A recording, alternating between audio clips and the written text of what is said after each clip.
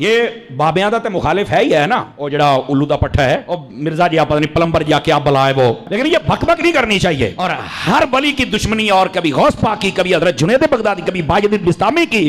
مطلب بندے کو کتا ہونا چاہیے, پر انٹرنیشنل کتا تو نہیں نہ ہونا چاہیے. سارے انو ہی پہ گئے ہیں. میرے پاس کلپ کسی دوست نے بھیجا, کہہ رہا ہے ماں تے شاہی کوئی نہیں, ماں کے بارے میں ماں تے شاہی کوئی نہیں, ماں کیا شاہ بے, او ہو مجھے تب سمجھ آئی. میں سمجھتا تھا یہ تو صرف پیو کوئی نہیں, یہ تو ماں بھی کوئی نہیں, یہ تو کھوتی دا پتر لگ رہا ہے میں نو, یہ تو کسی جانور کا بچہ ہے یار. تیری ماں ہی تینوں پوچھ لیندی, پہلے بزرگاں دا مخالف بنے, ہن تو مینوں پہ گیا یار. ایسا یتیم العلم یزید الفکر خبیث النسل والاصل والعقل مطمئن کمینہ انٹرنیشنل بغیرت. پتہ کیا کہتا ہے یہ سیوطی کیا ہے؟ سیوطی امام جلال الدین سیوطی شافعی رحمۃ اللہ علیہ, آپ کا ذکر ہے. سیوطی کیا ہے؟ سیوطی نے ہن بندے ویکھے ہونے نے, سیوطی میں ماں جیسے منہ پھٹ ایسے بک بک کر رہا ہے. اب میں کیا سن, اے سالہ حضرت ملنگ دا جواب سن, تو سیوطی نہیں, تو جہلم دی کتی ہے جڑا ہر بندے نو پے گئی ہے تو, لیکن تینوں پتہ کوئی نہیں نا, تو ساڈی ایک سٹ نہیں بچانی پترا. اس واسطے اپنی زبان بند کر, بکواس بند کر. اینو سیوطی بنن دا چاہ چڑھے ہوئے. میں کہا بلے ہو شیرا, کیا بازاد دی کوٹ کلی چھتیریاں نو جپے. آپ کو یہ نہ کہے کہ یہاں قادری صاحب آپ نے تھوڑا سا نا یہ اس کو کتی کہا ہے اور کھوتی دا بچہ کہا. میں کہ وہ آپ مندہ ہی نہیں مانو, میں کران کی داس نا, وہ مندہ ہی نہ پیو نو منیا ہے, کہا میں حرام دا کہہ دی. اور پیر غفران صاحب نے بھی کہا تھا, سن لو نعرہ غفران دا مرزا جیل میں حرام دا, انہوں نے کہا ہے, اور اس کا جواب نہیں دے.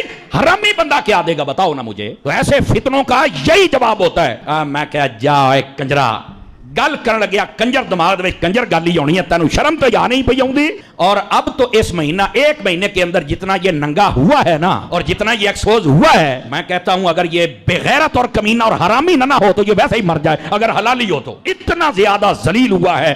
لانتیا تجھے نہیں پتا, ویسے بھی تو انجینئر ہے, رکشے کھول کے کس, تیرا توکی نہیں بنتا ہے شعبے. مولوی اسی 10 سال اسی پڑھے ہیں, یہ کہندے داڑھ تھلے آئے ہیں. میں نہیں اس کو کہتا داڑھ تھلے آئے, کیونکہ اسی منہ جدوی شے پائیے, حلال شے پائیے, حرام شے کدی نہیں پائی اسی. اینو میں ویسے ہی رینج تھلے دیاں گا, پھر میں پوچھاں گا پتر ہوں دس.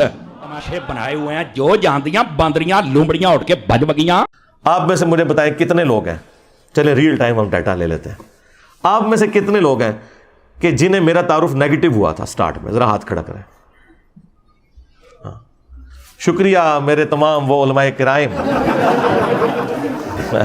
کام چک کے رکھو, ٹھیک ہے. یہ پبلسٹی انہوں نے کروائی ہے نا.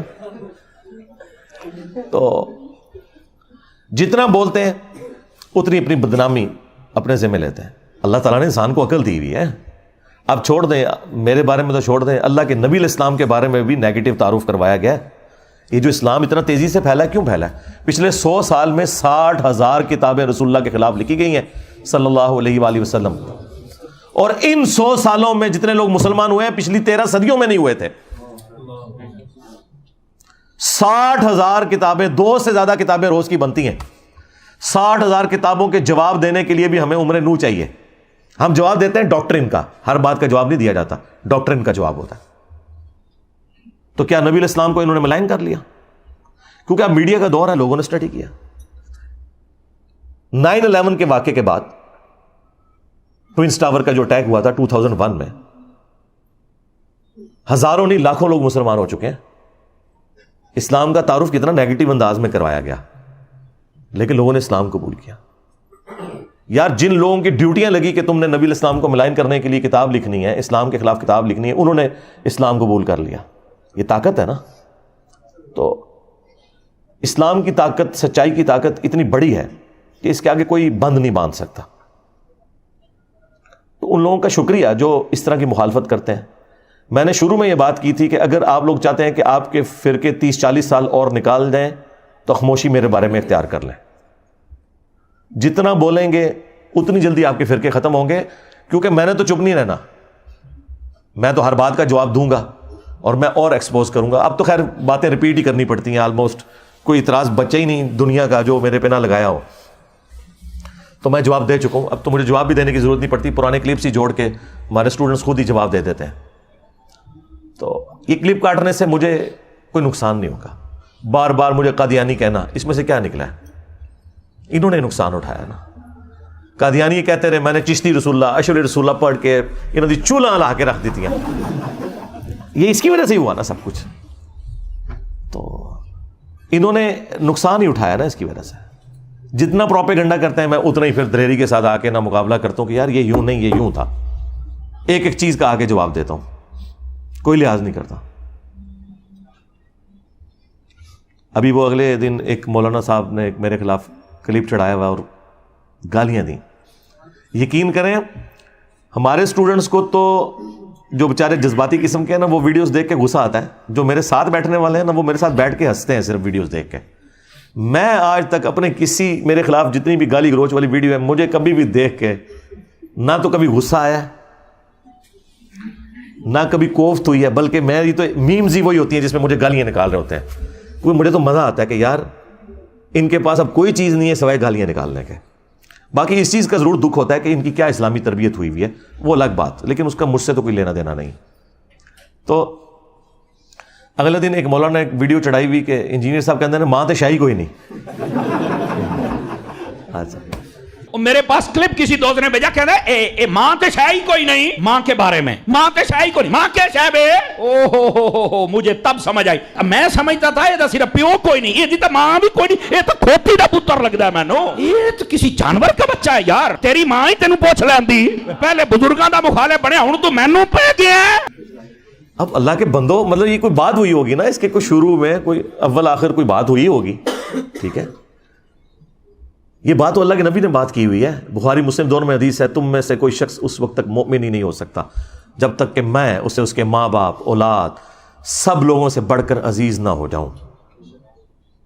اسی کو میں نے ٹرانسلیٹ کیا کہ جہاں کہیں اللہ اور اس کے رسول کی بات آ جائے وہاں ماں باپ تو شاہی کوئی نہیں. آپ مجھے بتائیں، یہ تو حدیث ہے بخاری مسلم کی. اس کو ظاہر ہے میں نے اپنے انداز میں بیان کیا ہے نا. جو مفکرین ہوتے ہیں یا جو شعراء ہوتے ہیں وہ انہی باتوں کو ایک ڈیفرنٹ فارم میں پریزنٹ کرتے ہیں، مطلب وہی ہوتا ہے. صحیح مسلم میں حدیث ہے کہ بے شک اللہ تعالیٰ اس کتاب کی وجہ سے بعض لوگوں کو عروج دیتا ہے اور بعض کو پستی کا شکار کرتا ہے. اور یہ چونکہ مضارع کا صیغہ مستقبل کو بھی کفایت کرتا ہے کہ اللہ قرآن کی وجہ سے کچھ لوگوں کو عروج دے گا، کچھ کو زوال دے گا. لیکن ڈاکٹر اقبال نے اسی حدیث کو ٹرانسلیٹ کیا ہے ماضی کے صیغے میں. وہ زمانے میں معزز تھے مسلمان ہو کر اور تم خوار ہوئے تارک قرآن ہو کر. یہ جواب شکوہ کا شعر. حدیث میں تو یہ نہیں تھا، حدیث میں یہ تھا کہ اس کتاب کی وجہ سے قوموں کو عروج ملے گا اور بعض کو زوال ملے گا. مستقبل کی خبر تھی. ڈاکٹر اقبال نے اسے ماضی کی خبر بنایا کیونکہ آج ہم مستقبل میں بیٹھے ہیں، ہمارے لیے تو ماضی ہو چکا ہے. ہمارے ساتھ جو کچھ ہوا، چاہے وہ ہمارے ساتھ تاتاریوں نے کیا یا کلونین پاورز نے کیا، ہم نے خواری تو کاٹ لی ہے. تو اسی بات کو ایک ڈفرنٹ انداز میں انہوں نے پہنچا دیا کہ محمد سے وفاتوں نے تو ہم تیرے ہیں، یہ جہاں چیز ہے کیا لوح و قلم تیرے ہیں. اس پہ جواب شکوہ کنکلوڈ ہوا ہے نا. دیکھیں مولویوں کی کوئی تقریر ڈاکٹر اقبال کے شعروں کے بغیر مکمل نہیں ہوتی. اور کہتے ہیں علامہ اقبال نے فرمایا. علامہ اقبال کو کیڑی ڈگری سی؟ دسو ہاں.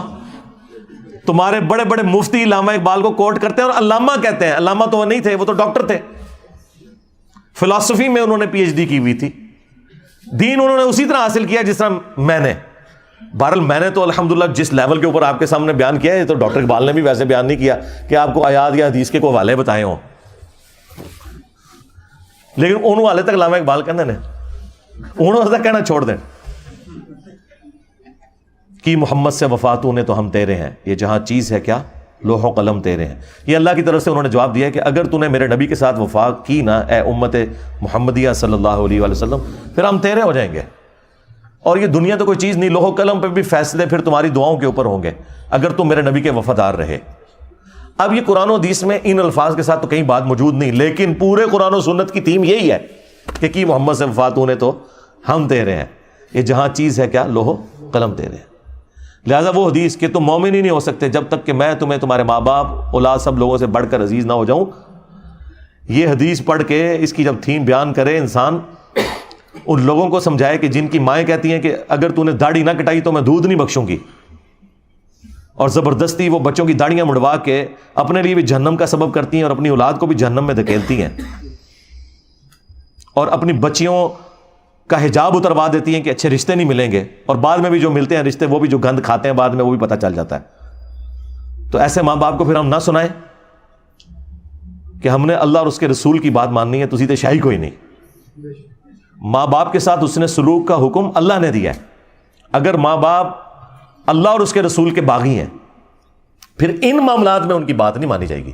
ہاں، دنیا میں معروف طریقے سے آپ نے چلنا ہے، ہیومن ڈگنیٹی وائلیٹ نہیں ہوگی۔ وہ تو سورہ لقمان میں آیا ہے کہ اگر وہ شرک کا کہیں تو تم نے نہیں بات ماننی، لیکن دنیا میں معروف طریقے سے چلنا ہے۔ اور صحیح بخاری میں حدیث ہے، حضرت ابو بکر کی ایک بیوی کافرہ تھی، اسماء بنت ابی بکر کی والدہ، حضرت عائشہ کی جو بڑی بہن تھی، انہوں نے کہا کہ میری ماں میرے پاس آتی ہے اور وہ مشرکہ ہے، تو کیا میں اس کے ساتھ حسن سلوک کروں؟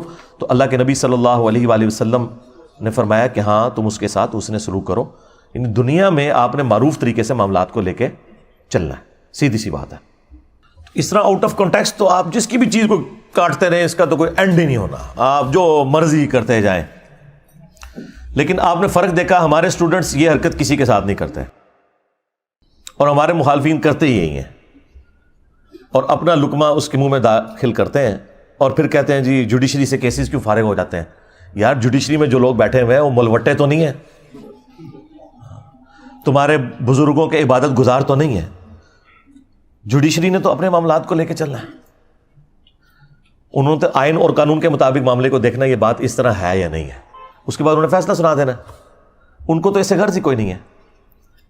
تو یہ اسی لیے اس طرح کی آؤٹ آف کانٹیکسٹ چیزیں فارغ ہوتی ہیں کہ وہ باتیں ویسے ہوتی نہیں ہیں۔ اور دوسرا، ان چیزوں سے آپ کو یہ پتہ چل گیا کہ ہمارے مخالفین کے پاس نہ اب قرآن بچا ہے نہ سنت بچی ہے کہ وہ پیش کر سکیں ہماری مخالفت میں۔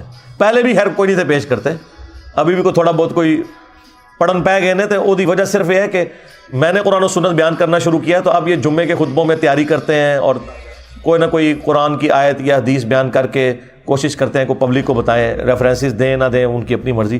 تھوڑا بہت کوئی ابھی علمی شغف بھی آیا تو ابھی آنا شروع ہے، اچھی بات ہے، ہم اسے اپریشیٹ کرتے ہیں، ایسے ہی ہونا چاہیے۔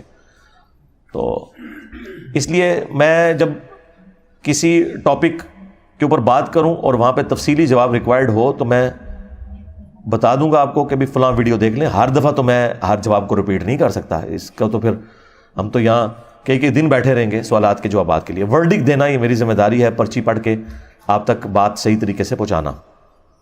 اچھا، یہ باتیں میں جان بوجھ کے اس لیے کرتا ہوں کہ میں آج کے دور کا انسان ہوں۔ ہمارے استاد ڈاکٹر سراج صاحب رحمہ اللہ تعالیٰ ان کی غلطیوں سے درگزر فرمائے، انہیں نیک کاموں کا اجر عطا فرمائے۔ یہ میں ڈمی میوزیم والے ڈاکٹر سراج صاحب کی بات نہیں کر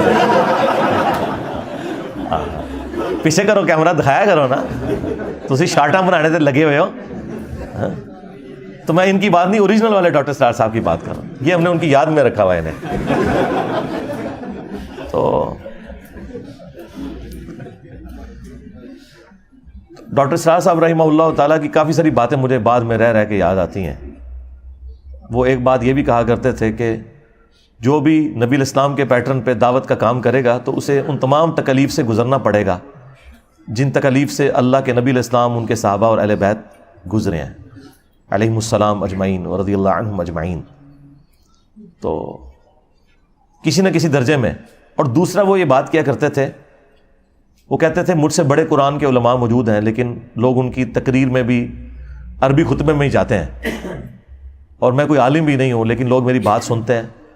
وہ کہتے تھے اس لیے کہ میں MBBS ڈاکٹر ہوں، جس کی وجہ سے میرے پاس دنیاوی تعلیم ہے اور میں آج کے دور کا انسان ہوں۔